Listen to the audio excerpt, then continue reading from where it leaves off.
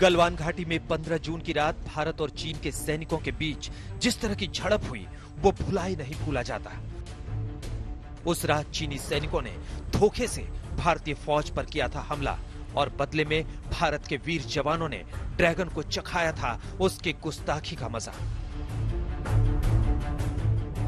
55 दिन बाद भी गलवान में हुई हिंसक झड़प की यादें ताजा हैं, क्योंकि चीन अपनी गुस्ताखियों से बाज नहीं आ रहा। गलवान के बाद चीनी सैनिक पेंगोंग लेक में डट गए और अब वही हरकत देप्सांग में जारी है। देप्सांग से चीनी सैनिकों को हटाने के लिए कल 8.5 घंटे बैठक हुई। बातचीत एलएसी के पास दौलत बेग ओल्डी में हुई।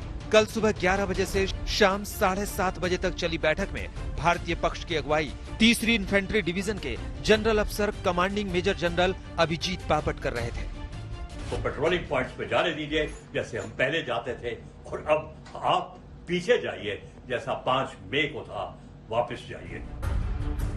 चीन से लगातार हो रही सैन्य बातचीत में भारत लगातार कह रहा है कि पूर्वी लद्दाख के सभी क्षेत्रों में 5 मई से पहले की स्थिति तत्काल बहाल हो।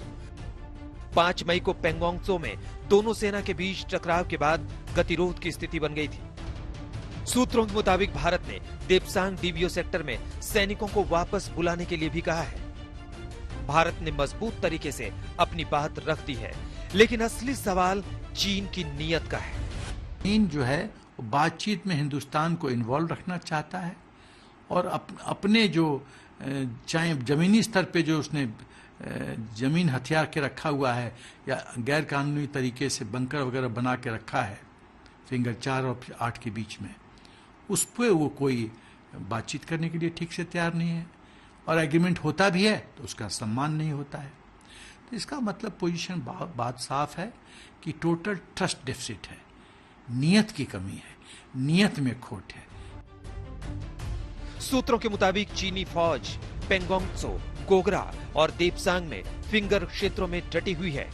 सैनिकों के पीछे हटने की औपचारिक प्रक्रिया 6 जुलाई को शुरू हुई थी, लेकिन कुछ जगहों से हटने के बाद चीनी सैनिक वहां डटे हुए हैं। तो हमारे जो है अकड़े हुए हैं, हमारे मेजर जनरल साहब ने लंबे बातचीत में बताया उनको कि हमारे पेट्रोलिंग पॉइंट से 10, 11 और 13, और ये भी है कि वो है 7 किलोमीटर दूर बुशसे से, जो हमारी एक गांव है वो डीबीओ दौलत बेग ओल्डी के पास है, उसके बगल में है काराकोरम पास जो बॉर्डर पे है, लाइन ऑफ एक्चुअल कंट्रोल पे है। तो ये है तकलीफ। पेंगोंग त्सो, देप्सांग और गोगरा जैसे टकराव वाले क्षेत्रों में चीनी सैनिकों के अड़ियल रुख को देखते हुए भारत भी सतर्क है। जवानों से साफ कहा गया है कि चीन की किसी भी हिमाकत का मुंह तोड़ जवाब दिया जाए। सूत्रों के मुताबिक आने वाले दिनों में कड़ाके की सर्दी को देखते हुए एलएसी पर सैनिकों और हथियारों की मौजूदा संख्या बरकरार रखने के लिए सेना ने बड़ी योजना तैयार कर ली है।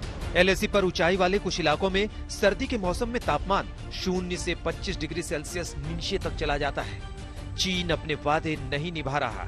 चीन की चाल को ध्यान में रखते हुए भारत भी कमर कसकर तैयार है। चीन ने गलवान जैसी कोई हिमाकत की तो फिर उसे ये गुस्ताखी महंगी पड़ेगी।